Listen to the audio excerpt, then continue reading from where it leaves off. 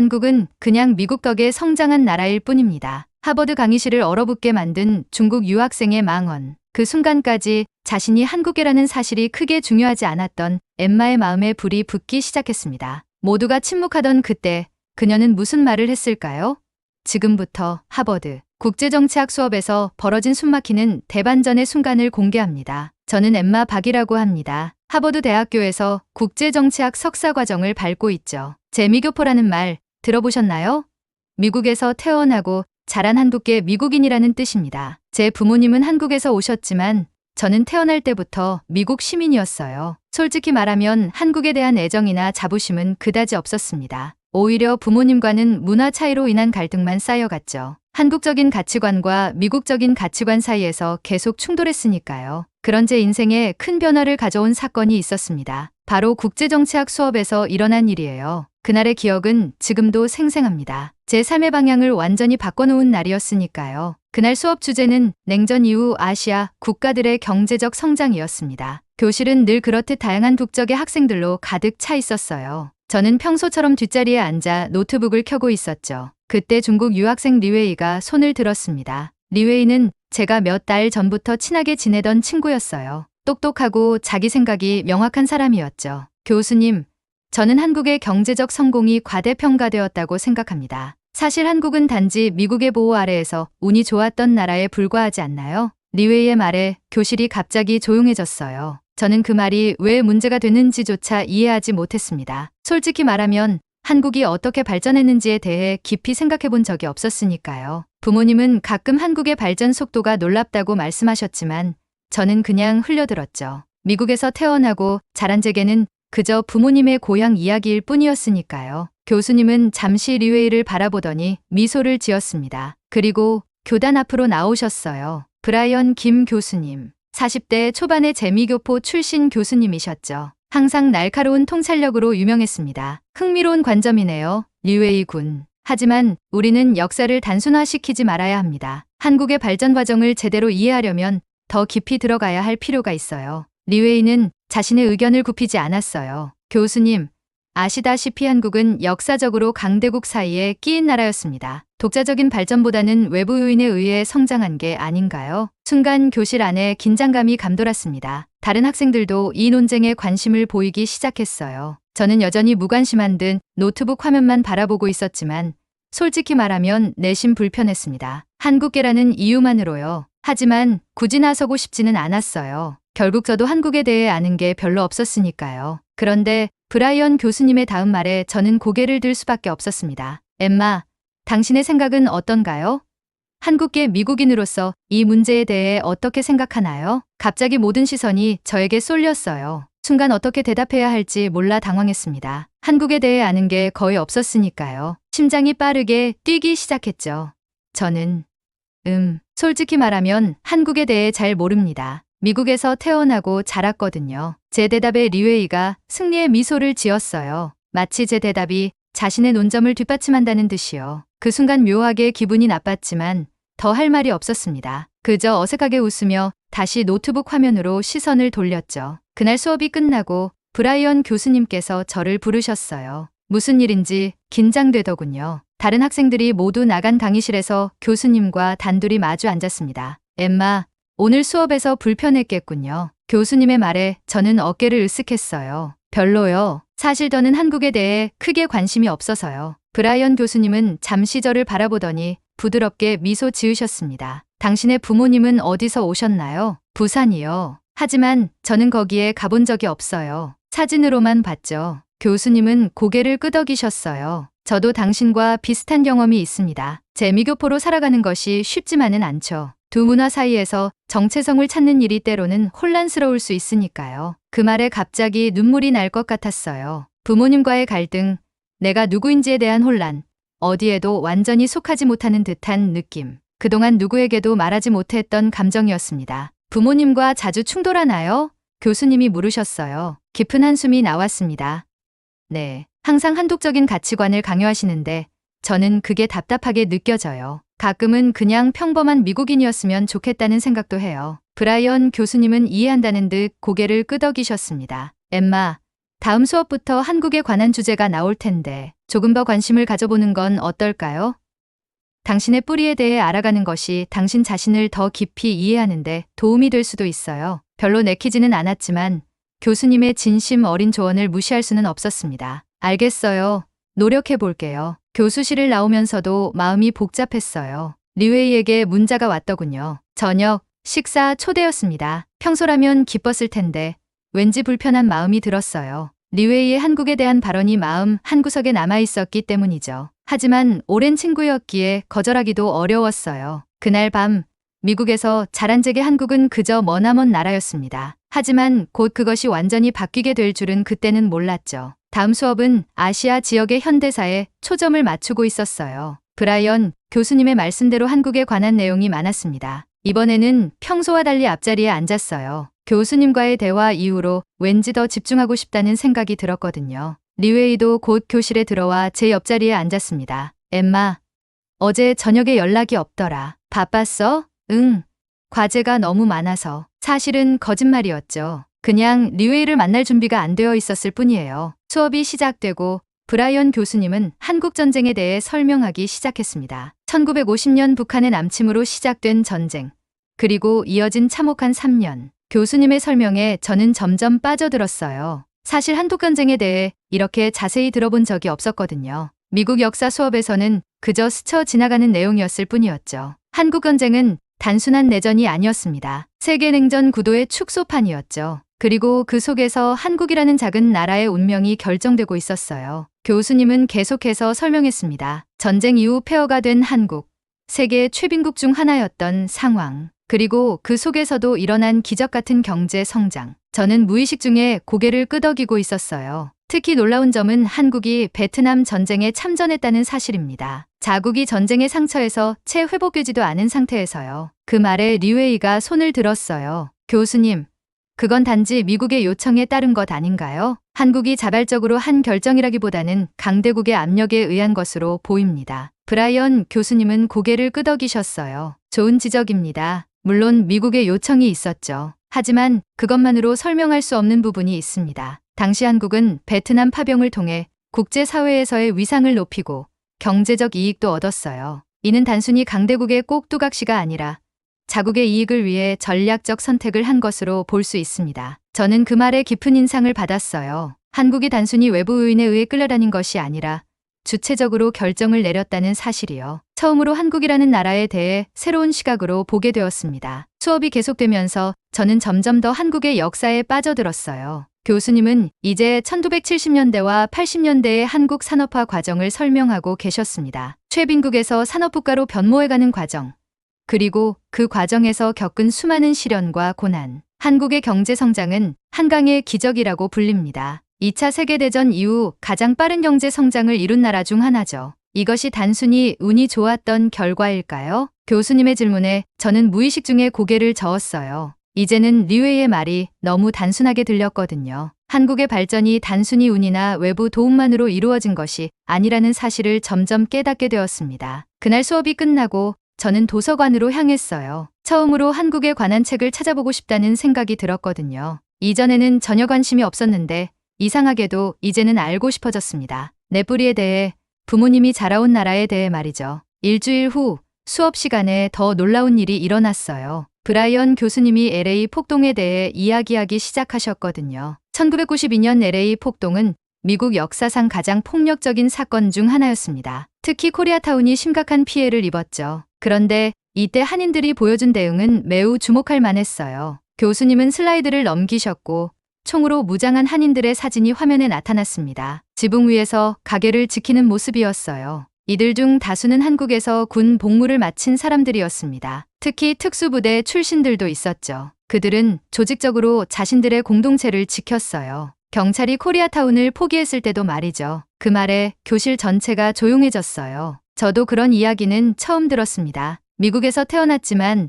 LA 폭동에 대해서는 학교에서 간략하게만 배웠거든요. 한인들의 이야기는 거의 들어본 적이 없었죠. 이 사건은 한인 공동체의 강인함과 결속력을 보여주는 중요한 사례입니다. 그들은 자신들의 생존을 위해 스스로 조직하고 대응했어요. 이는 한국인들의 정신력과 적응력을 보여주는 사례이기도 합니다. 리웨이가 다시 손을 들었어요. 교수님, 그건 그저 운이 좋았던 거 아닌가요?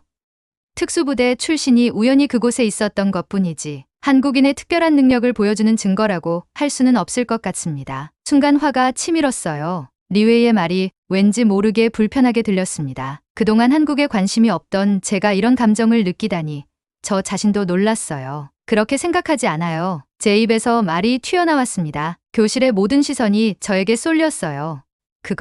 그건 단순한 우연이 아니었을 거예요. 한국 남자들은 거의 대부분 군대를 다녀오잖아요. 그리고 그들이 보여준 건 조직력과 결단력이었죠. 그게 우연이라고 하기엔 말을 끝맺지 못했어요. 갑자기 말문이 막혔거든요. 사실 저도 정확히 뭐라고 반박해야 할지 몰랐습니다. 그저 리웨이의 말이 마음에 들지 않았을 뿐이었죠. 브라이언 교수님이 미소를 지으셨어요. 엠마의 지적이 흥미롭네요. 실제로 LA 폭동 당시 한인들이 보여준 대응은 그들의 문화적, 역사적 배경과 밀접한 관련이 있습니다. 한국은 수천 년 동안 외부의 침략에 맞서야 했던 나라예요. 그 과정에서 형성된 생존의 본능이 LA에서도 발현된 것으로 볼 수 있죠. 수업이 끝난 후 리웨이가 저에게 다가왔어요. 갑자기 왜 그래?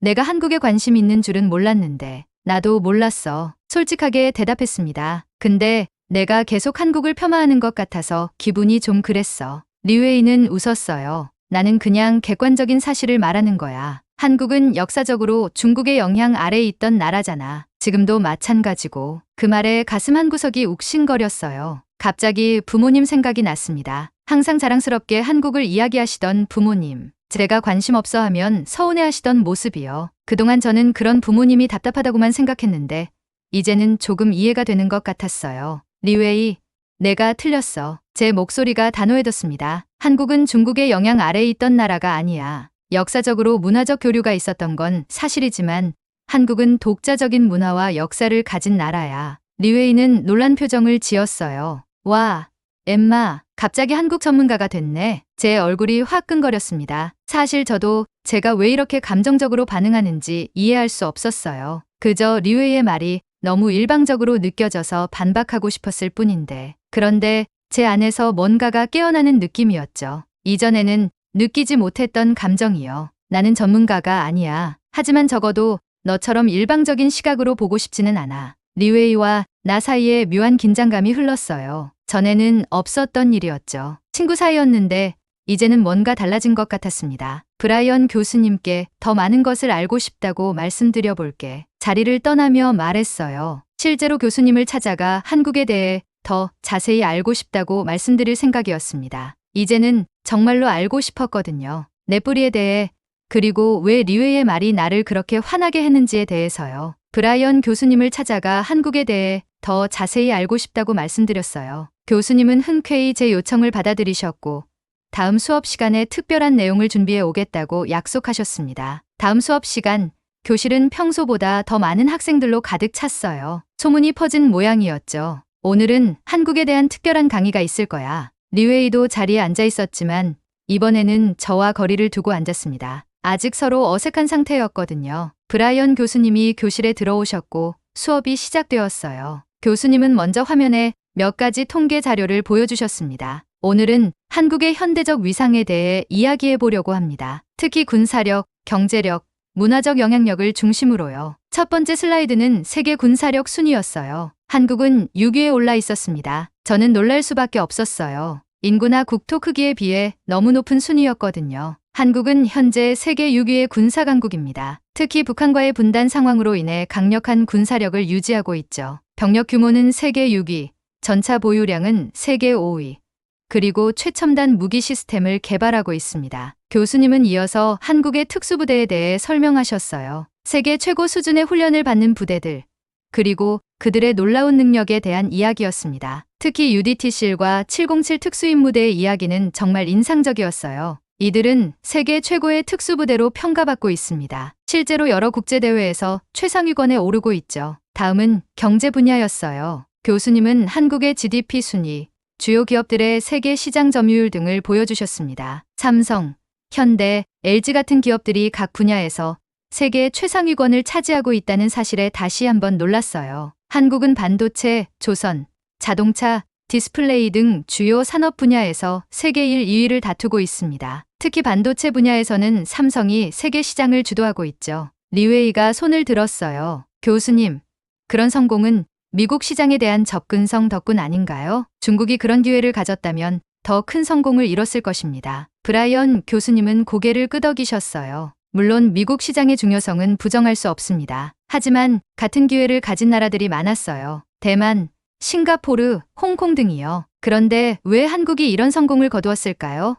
그것은 한국만의 독특한 특성 때문입니다. 교수님은 계속해서 설명하셨어요. 한국인들의 교육열, 근면함, 그리고 빨리빨리 문화가 경제 성장의 원동력이 되었다고요. 또한 위기를 기회로 전환하는 능력도 강조하셨습니다. IMF 외환위기 때 금 모으기 운동이나 코로나19 때 신속한 대응 등이 그 예였죠. 그리고 마지막으로 교수님은 한국의 문화적 영향력에 대해 이야기하셨어요. K-pop, K-드라마, 한국 영화 등이 전 세계적으로 인기를 끌고 있다는 사실이요. 기생충이 아카데미상을 수상한 것, BTS가 빌보드 차트를 석권한 것, 넷플릭스에서 오징어 게임이 세계적인 히트를 친 것 등을 예로 들으셨습니다. 이것은 단순한 운이나 외부 요인으로만 설명할 수 없는 현상입니다. 한국 문화 자체의 매력과 독창성이 전 세계인의 마음을 사로잡은 것이죠. 특히 주목할 점은 한국이 자신만의 문화 정체성을 유지하면서도 세계화에 성공했다는 사실입니다. 교수님의 설명이 끝나고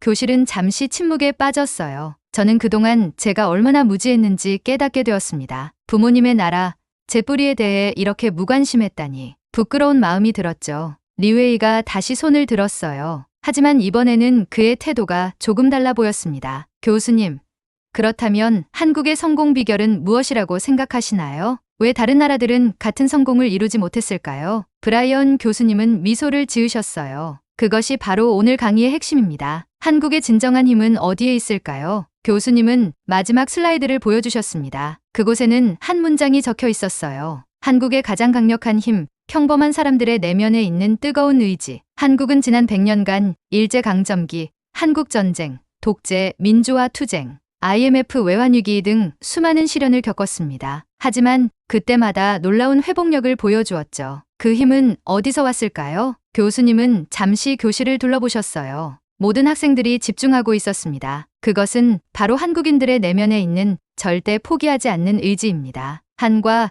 정으로 표현되는 한국인 특유의 정서, 그리고 우리라는 공동체 의식이 그들을 지탱해왔죠. 이것은 단순한 운이나 외부 도움으로는 설명할 수 없는 부분입니다. 저는 고개를 끄덕였어요. 갑자기 부모님이 생각났습니다. 미국에 이민 와서 언어도 통하지 않는 환경에서 열심히 일하셨던 모습. 제게 항상 포기하지 말라고 말씀하셨던 것. 이제야 그 말씀의 의미를 조금은 이해할 수 있을 것 같았어요. 수업이 끝나고 브라이언 교수님께서 저를 다시 불러 세우셨습니다. 엠마, 수업 어땠어요? 정말 놀라웠어요, 교수님. 제가 이렇게 무지했다니. 솔직하게 말씀드렸어요. 교수님은 미소를 지으셨습니다. 자신의 뿌리를 알아가는 여정은 언제나 가치 있는 일이에요. 특히 당신처럼 두 문화 사이에서 자란 사람에게는 더욱 그렇죠. 깊이 고개를 끄덕였어요. 더 많이 알고 싶어요, 교수님. 한국에 대해서요. 좋아요. 다음 수업에서는 학생들이 직접 발표하는 시간을 가질 예정인데 혹시 한국에 대해 발표해 볼 생각 있나요? 순간 긴장되었지만 동시에 설렜어요. 네, 해볼게요. 그날 밤 도서관에서 한국에 관한 자료를 찾아보면서 많은 생각이 들었습니다. 어쩌면 그동안 제가 부모님을 너무 오해했던 건 아닐까? 그분들이 한국에 대한 자부심을 가지고 계셨던 이유가 이제 조금은 이해가 되었어요. 부모님께 전화를 걸었습니다. 오랜만에 통화였어요. 요즘 바쁘다는 핑계로 연락도 잘 안 했거든요. 엄마, 저예요. 엠마? 무슨 일이야? 시험 망쳤어. 엄마는 농담처럼 물으셨지만 제가 주로 필요할 때만 연락한다는 걸 아시는 것 같았어요. 아니에요. 그냥 요즘 수업에서 한국에 대해 배우고 있어요. 잠시 침묵이 흘렀어요. 엄마가 놀라신 것 같았습니다. 정말? 어떤 내용인데? 한국의 역사, 경제 성장, 문화, 모든 것이요. 엄마, 제가 그동안 한국에 대해 너무 무관심했던 것 같아요. 미안해요. 전화기 너머로 엄마의 숨소리가 들렸어요. 아마도 눈물을 참고 계신 것 같았습니다. 아니야, 엠마. 내가 미국에서 태어나고 자랐으니 그럴 수도 있지. 엄마가 너무 강요했던 것 같아. 아니에요, 엄마. 제가 더 관심을 가졌어야 했는데 제 목소리도 살짝 떨렸어요. 엄마와 오랜만에 진심으로 대화를 나눴습니다. 한국에 대한 이야기, 부모님의 이민 생활, 그리고 제가 어렸을 때의 추억들. 마치 오랫동안 닫혀있던 문이 열린 것 같았어요. 엄마, 이번 여름방학에 한국에 같이 가볼까요? 제 제안에 엄마는 잠시 말을 잇지 못하셨어요. 그리고 이내 기쁨이 가득한 목소리로 대답하셨습니다. 물론이지, 엠마. 꼭 같이 가자. 통화를 마치고 난 후 마음이 한결 가벼워졌어요. 이제야 비로소 제 정체성의 일부를 받아들이기 시작한 것 같았습니다. 발표 당일 저는 긴장된 마음으로 교실에 들어섰어요. 밤을 새워가며 준비한 발표 자료를 들고요. 첫 번째 발표자로 나서게 되었습니다. 오늘 저는 한국의 정체성과 국제적 위상에 대해 발표하려고 합니다. 교실에 있는 모든 학생들이 저를 주목했어요. 리웨이도 그중 한 명이었죠. 그의 표정은 약간 놀란 듯했어요. 먼저 저는 한국계 미국인으로서 오랫동안 제 정체성에 혼란을 느껴왔다는 점을 고백하고 싶습니다. 한국에 대해 깊이 알지도 못하면서 그저 미국인으로만 살고 싶었죠. 하지만 이번 수업을 통해 많은 것을 깨달았습니다. 발표를 이어가면서 한국의 역사, 문화, 경제적 성취 등에 대해 설명했어요. 특히 한국 사람들의 정신력과 회복력에 초점을 맞췄습니다. 그리고 마지막으로 제 개인적인 깨달음을 나누었어요. 한국은 단순히 운이 좋았거나 외부의 도움만으로 오늘의 위치에 오른 것이 아닙니다. 그것은 한국 사람들의 끈질긴 의지, 교육에 대한 열정, 그리고 위기를 기회로 바꾸는 능력 덕분이었습니다. 이제 저는 제 뿌리에 대해 자부심을 느낍니다. 발표가 끝나고 교실에서는 큰 박수가 터져 나왔어요. 브라이언 교수님은 만족스러운 표정으로 고개를 끄덕이셨고 학생들도 긍정적인 반응을 보였습니다. 리웨이가 일어나 질문을 했어요. 엠마, 발표 잘 들었어. 그런데 궁금한 게 있어. 너는 이제 스스로를 한국인이라고 생각해? 모두의 시선이 다시 저에게 쏠렸어요. 잠시 생각한 후 대답했습니다. 나는 한국계 미국인이야. 두 문화 모두 내 정체성의 일부라고 생각해. 그동안은 한쪽만 받아들이려고 했던 것 같아. 하지만 이제는 둘 다 소중하게 여기고 싶어. 리웨이는 고개를 끄덕였어요. 솔직한 대답 고마워. 나도 사실 너의 발표를 듣고 많은 생각을 하게 됐어. 아마 내가 한국에 대해 너무 단순하게 판단했던 것 같아. 수업이 끝나고 브라이언 교수님이 저에게 다가오셨어요. 훌륭한 발표였어요. 엠마, 당신의 성장이 느껴지네요. 감사합니다, 교수님. 정말 많은 것을 배웠어요. 그럼 이제 한국에 대해 더 알아보고 싶은 마음이 생겼나요? 환하게 웃으며 대답했어요. 네. 이번 여름에 부모님과 함께 한국에 가기로 했어요. 교수님은 미소를 지으셨습니다. 멋진 결정이네요. 자신의 뿌리를 직접 경험하는 것만큼 값진 일은 없을 거예요. 교실을 나오는데 리웨이가 기다리고 있었어요. 엠마, 미안해. 내가 너무 일방적으로 한국을 평가했던 것 같아. 괜찮아, 리웨이. 사실 나도 한국에 대해 제대로 알지 못했으니까. 우리 모두 배우는 과정에 있는 거지. 리웨이는 미소를 지었어요. 그래서 우리 사이는 괜찮은 거야? 저도 미소로 답했습니다. 물론이지. 단, 앞으로는 서로의 문화를 더 존중하자. 그날 저녁 캠퍼스를 걸으며 하늘을 올려다봤어요. 별들이 유난히 밝게 빛나는 것 같았습니다. 처음으로 마음이 편안해졌어요. 마치 오랫동안 찾고 있던 무언가를 드디어 발견한 것 같은 느낌이었죠. 이제 저는 제가 누구인지 조금 더 분명하게 알 것 같습니다. 한국계 미국인, 엠마 박. 두 문화의 가치를 모두 품은 사람. 더 이상 그 사이에서 갈등하지 않고 오히려 그것을 저만의 강점으로 만들어 나갈 거예요. 하버드의 강의실에서 시작된 이 여정은 제 인생의 새로운 챕터를 열어주었습니다. 한국이라는 나라, 그리고 그곳에서 온 제 부모님에 대한 이해와 존경심을 갖게 된 소중한 시간이었어요. 이제는 자신 있게 말할 수 있습니다. 저는 엠마 박입니다. 한국계 미국인이죠. 그리고 그것이 자랑스럽습니다. 여러분은 이 이야기를 듣고 어떤 생각이 드셨나요? 여러분의 생각을 아래 댓글에 남겨주세요. 그리고 감동적인 사연을 주변 사람들과 공유하고 함께 이야기 나눠보세요. 마지막으로 1초밖에 걸리지 않는 구독과 좋아요, 알림 설정은 영상 제작에 큰 힘이 됩니다.